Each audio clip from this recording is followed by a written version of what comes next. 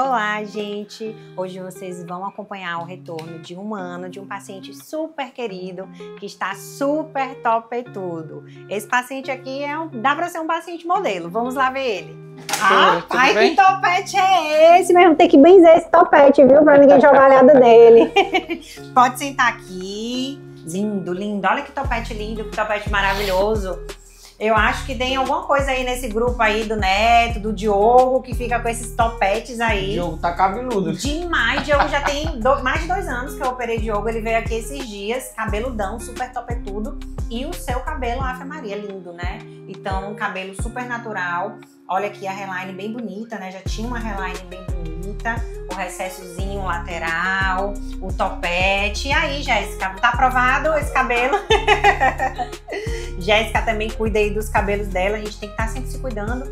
E é legal como não só o transplante capilar ficou uma cirurgia mais visível, hoje em dia todo mundo sabe o que é transplante capilar, a grande maioria das pessoas, mas os cuidados com o cabelo, principalmente vocês homens que têm a calvície na genética. Então o que acontece? Tá com o cabelo lindo, maravilhoso, fez a cirurgia, qual é o grande problema? É o avanço da calvície. Então o que acontece com a grande maioria dos pacientes?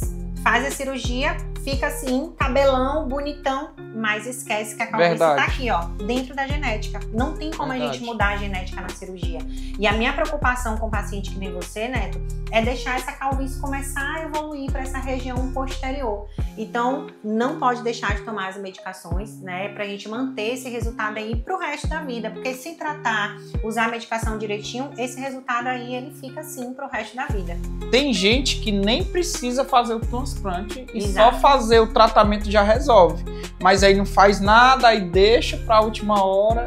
Eu comecei a cair os cabelos com uns 26 anos de idade. Se eu já tivesse naquele tempo já fazendo o tratamento, eu não precisava ter feito o transplante. Então eu fiz um em 2021, fiz um agora vai fazer 1 ano, né, daqui a 2 dias. E ele ficou bem natural, porque minha área doadora também era bem boa. Eu acho que a minha era o grau 2. Grau 2, era uma coisa assim, era bem entre pouco. Entre grau 2 e grau 3. Era bem pouco. Então, e quando eu fui fazer o transplante, com 6 meses antes, eu tava fazendo já o tratamento. Então, então o cabelo já estava bem forte para fazer o transplante ser um bom êxito. Então, um conjunto de coisas. É o doutor, é a doutora, é a pessoa, é o tratamento, é os cuidados. E aí é um conjunto de coisas que dá um bom resultado. E é bom você estar trazendo essa informação, esse conteúdo aqui, porque não é simplesmente fazer a cirurgia e acabou. É um transplante, então são milhares de folículos que saem dessa região. Quando eles vêm para cá, não é assim, terminou a cirurgia, botou o cabelo e ele se fixou e acabou, não. É em média 72 horas para esse folículo se fixar. Então é importante, principalmente esses 3 primeiros dias do pós-operatório, o paciente ter um cuidado redobrado. Saiu daqui, bateu a cabeça, aprontou, aconteceu alguma coisa, pode interferir no resultado da cirurgia. E o legal que você trouxe, Neto, foi que você tratou 6 meses antes. Como assim tratou? O que foi que Neto fez? Ele tratou com as medicações orais, porque a medicação oral ela é sistêmica, então ela vem para toda a região do couro cabeludo. Eu costumo comparar aí o nosso cabelo com a planta. Quando a gente vai plantar uma planta lá no nosso jardim, a gente não planta em qualquer lugar. A gente tem que plantar num terreno bom, para ele poder, essa planta se enraizar, se fixar bem. Cuidar do terreno, né? E foi o que você fez. Você cuidou de todo o terreno, tanto a área doadora, ela foi tratada, da onde tirou, porque eu tiro aquela raiz mais fortalecida, né, no caso o folículo, tanto a área que recebeu o folículo, porque quando eu venho pra cá e coloco esse cabelo aqui, se essa área não tiver com boa oxigenação, não tiver bem tratada, bem nutrida, esse folículo ou ele não vai se fixar tão bem, ou às vezes pode ter até uma perda folicular. Então, tanto o pré-operatório quanto o pós-operatório é essencial para o paciente chegar no resultado desse.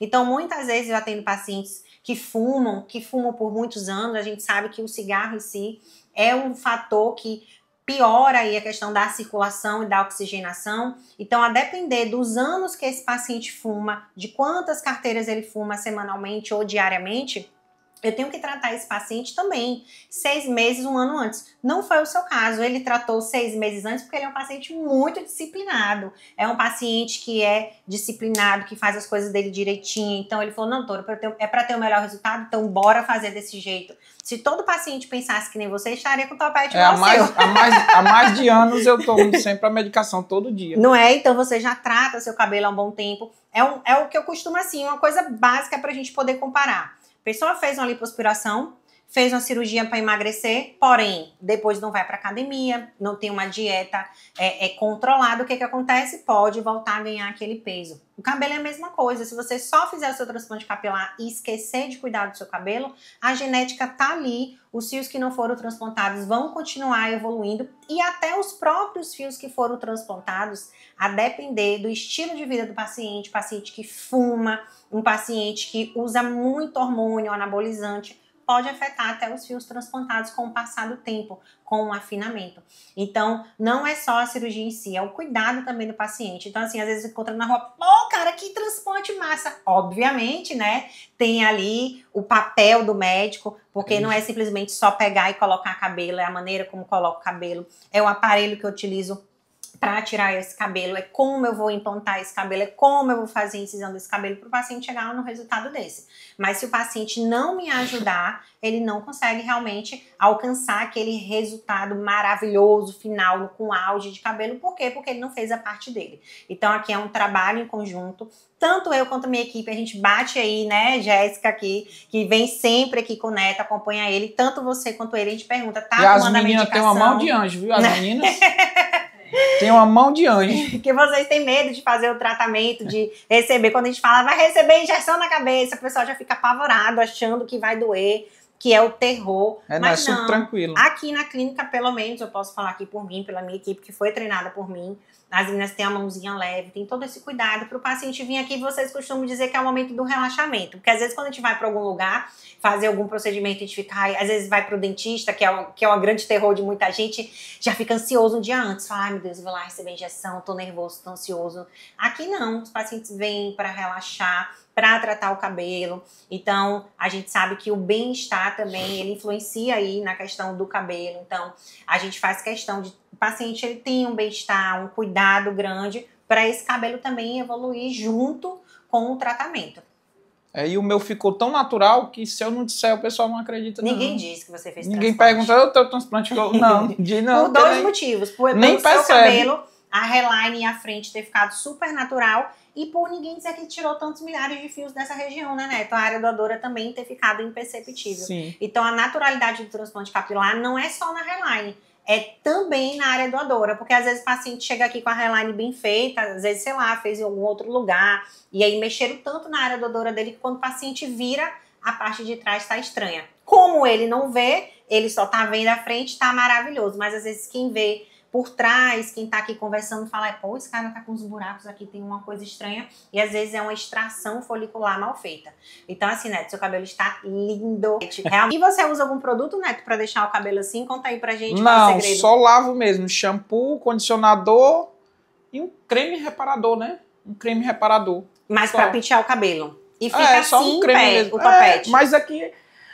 É natural, aqui se bagunçar aqui, eu com a mão mesmo eu ajeito, ó. Tá lindo, viu? Parabéns, parabéns. Aqui a escova já sabe o caminho certo, que aí já fica, já. Tá muito bonito. Muita gente fica me perguntando se, pelo fato de aqui ser muito quente, se tem algum problema a operar no verão, operar no inverno. Em relação à cirurgia, isso não tem uma relação direta. Pode ser operado tanto o paciente no verão, quanto no inverno, que não vai interferir no resultado. Sim. O que vai interferir no resultado, obviamente, é como o médico fez aquela cirurgia e os cuidados do paciente no pós-operatório, independente de estar no frio ou estar no calor. Como aqui faz muito calor, a gente está em Fortaleza, no estado de Ceará, realmente aqui é um estado bem quente, o que eu oriento para os pacientes? Cuidado redobrado com o sol, né? Então, assim, no seu pós-operatório, tenho certeza, né? Você teve um cuidado aí com o sol. Sim. Quando vai sair no sol, com 7 dias, eu já libero o uso do boné, então botar o boné para poder atravessar. Quando a gente vê aqui, ó, o sol não tem uma nuvem no céu. Então, realmente, o sol, ele pode prejudicar o processo de pega dos folículos, ele pode, às vezes, causar uma queimadura no pós-operatório, prejudicar a cicatrização. Então, quem mora em lugar quente aí, que tá desejando fazer sua cirurgia de transplante capilar, tem que fazer um planejamento ali da vida, caso trabalhe embaixo do sol ou tirar alguns dias de folga, ou quando for trabalhar, proteger o cabelo com um boné. Nesse primeiro período do pós-operatório, eu até prefiro que seja um boné do que às vezes protetor solar, porque às vezes protetor solar pode irritar um pouco o couro cabeludo, a depender de quem seja o paciente. Então, quem mora em lugar quente tem que ter esse cuidado redobrado. Ao mesmo tempo de quem mora em lugar muito frio. Então, muitos pacientes se operam aqui, aí às vezes volta para os Estados Unidos, para a Europa, para a Austrália, para o Canadá, e chega lá e tá muito frio, a ponto de ter que sair de touca. Tem que ter esse cuidado, porque no pós-operatório imediato não pode ficar com o couro cabeludo muito abafado. Então, esse pessoal também que mora em lugar muito frio, às vezes ao ponto de nevar, que tem que usar touca, usa quando vai sair na rua, mas quando entra nos ambientes que já está na temperatura agradável, tira a touquinha para não influenciar no nesses primeiros dias é muito importante. Então, assim, quem for procurar a doutora, quem for procurar aqui a Thaís Machado, sempre... Qualquer médico que você for, você acompanhar direitinho e ir regrado em todas as instruções do médico que vai ter um bom resultado. É como a gente vem dizendo, é um conjunto. Se todas as partes fizer da melhor forma possível, o resultado vai vir para todo mundo. Aí vai ficar assim, né? Que nem você. Aí vai ficar assim. Mas é verdade, é verdade. Você, desde o antes, como a gente falou, é um paciente disciplinado. A gente sabe que a disciplina não só para o cabelo, mas para a vida no geral, né? Ela é super importante, é o que nos faz ali, nos tornar aquela pessoa, esteticamente falando ou internamente falando, é a nossa disciplina. Do mesmo jeito que a gente tem a disciplina, às vezes o paciente acha interessante, ai doutora, eu não vou lavar meu cabelo todo dia não. Eu falei, mas cara, vem cá, você não toma banho todo dia? Você não escova os dentes todos os dias? Por que você não pode lavar o cabelo todo dia? Pode-se lavar o cabelo todo dia. O grande problema em lavar o cabelo todo dia é que muitas vezes por conta da lavagem, passa o shampoo no cabelo, no caso principalmente eu, que sou loira, que pinto o cabelo, a água quente, o shampoo em si, ele pode ir ressecando o fio do cabelo, mas não vai fazer mal, né, ao couro cabeludo, então não tem problema também. Então, seguir bem direitinho o pós-operatório. O que eu acho bacana aqui na clínica, né? Não sei se você sentiu isso, mas a gente tenta se aproximar bastante de vocês.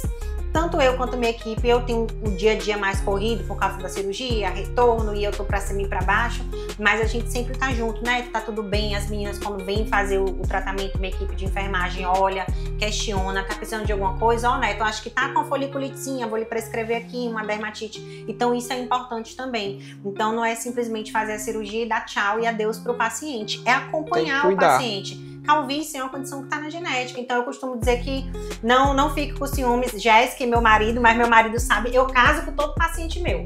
Então eu não dou divórcio para nenhum paciente. Se quiser sair daqui, ir embora, esquecer, não quiser tratar o cabelo, é por conta própria. Mas eu acompanho meu paciente pro resto da vida, porque a calvície tá na genética. Então o acompanhamento ele tem que ser aí, pelo menos uma vez ao ano a gente se encontrar, fazer alguns exames, ver como é que tá o cabelo, tá? É importante quem faz o transplante capilar entender que queda de cabelo não tem relação com o transplante. O paciente ele pode fazer o transplante e em algum momento da vida dele ele tem uma queda de cabelo importante, porque várias coisas causam queda de cabelo. A grande diferença no seu caso, Neto, é que o folículo transplantado que está lá embaixo, ele não morre mais, porque ele não sofre ali com a ação do DHT. Mas o fio que está nesse folículo, ele pode cair por algum motivo. Mas como o folículo não morre, ele sempre vai voltar a produzir o fio, tá? Então, o cabelo transplantado, ele continua vivendo o ciclo capilar do cabelo. Ele não vai, que às vezes o paciente acha que transplanta o cabelo, a gente diz que é definitivo, ele acha que o cabelo vai ficar aqui pro resto da vida e nunca vai cair. Não, existem as nossas trocas de cabelo, pode ser que o paciente passe por uma queda, por isso que é importante estar sempre tratando e fazendo acompanhamento. Pode